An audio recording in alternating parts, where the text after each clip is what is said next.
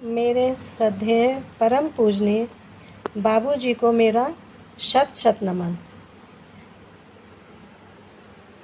आज पितृ विसर्जन है और मैं मन से, कर्म से और भाव से आप सबको, अपने पितरों को, पूर्वजों को विदा करती हूँ। आप लोग मेरे भाव के द्वारा जो कुछ भी हमने किया आप उसको स्वीकार कीजिए और आप अपने स्थान पर जाइए और पुनः पितृ पक्ष में आप फिर आइएगा। इसी कामना के साथ, इसी प्रार्थना के साथ आज हम विदा लेते हैं और आपको भावपूर्ण जो हमने खीर और पूड़ी बनाई है आप उसको स्वीकार कीजिए, ग्रहण करें और आशीर्वाद दें। पितृजन, पूर्वजन, मेरे बच्चों को, मेरे पुत्रों को, पुत्रवधुओं को और अपने पूरे परिवार को, हमारे पूरे परिवार को अपनी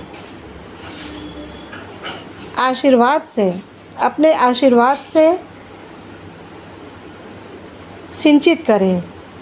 यही मेरी आपसे प्रार्थना है।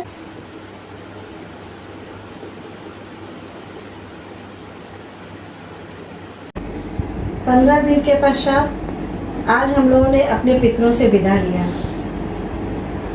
15 दिन तक ये महसूस होता रहा कि यदि कोई आगंतुक आते थे, किसी न किसी रूप में हमारे घर में आ रहे हैं। यहाँ तक कि ये सोचते थे कि अगर हम चल रहे हैं तो मेरे पैर से कहीं चींटी या कोई कीड़े मकोड़े न दब जाएं। 15 दिन तक हमने इस बात का ख्याल रखा। देखिए, अब हम आपसे अपने कुछ विचार शेयर करना चाहते हैं। हमारे परम पूजनीय श्रद्धेय बाबूजी, उनका जीवन बहुत ही सात्विक, बहुत ही संयमित और बहुत ही सच्चरित्र था। उन्होंने अपने जीवन को बहुत संतुलित कर रखा था। घर और परिवार में एक सामंजस्य स्थापित कर रखा था।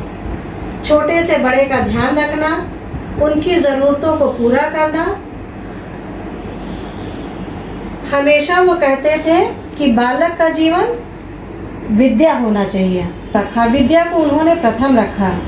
हमेशा बच्चों को अपने सामने बैठाल के पढ़ाते थे, उनको सन्मार्ग पे चलना सिखाया, उनको सच्चरित्र का पाठ पढ़ाया, संतुलित जीवन जीना बताया, विद्यार्थी का जीवन कैसा होना चाहिए ये बताया। इस प्रकार से उनकी प्रेरणा से, उनके विचारों से, उनके कर्तव्यों से सीख करके हमारे घर के सभी बच्चे आज एक बहुत अच्छे ओहदे पर हैं और उनका नाम रोशन कर रहे हैं। हम उनसे प्रार्थना करेंगे कि उनके बड़े पुत्र, हमारे जेठ, उन्होंने भी अपना जीवन ऐसे ही बिताया जैसे बाबूजी का जीवन था। उसी तरह से हमारे भाई साहब ने भी अपना जीवन व्यतीत किया, परिवार को एक सूत्र में बांध करके रखा। हम बाबूजी से, श्रद्धेय भाई साहब से प्रार्थना करना चाहेंगे कि आप लोग जहाँ कहीं भी रहें, हमारे परिवार पे, हमारे बच्चों पर, हमारे पौत्र पौत्रियों पर आप अपनी कृपा बनाए रखिए और इनको आगे बढ़ने की प्रेरणा दीजिए, इनको आगे बढ़ने का आशीर्वाद दीजिए। यही हमारी आपसे प्रार्थना है और